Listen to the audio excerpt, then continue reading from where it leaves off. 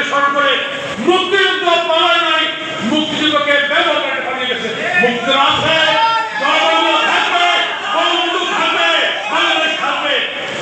আজকে এই যারা এই আয়োজন করেছেন, আমি তাদের সাথে এক কথাই বলবো, আসেন আমরা সবাই এখনো সমাজ থেকে আমরা বিচ্ছুত না, সমাজ আমাদের এখনো গ্রহণ করে।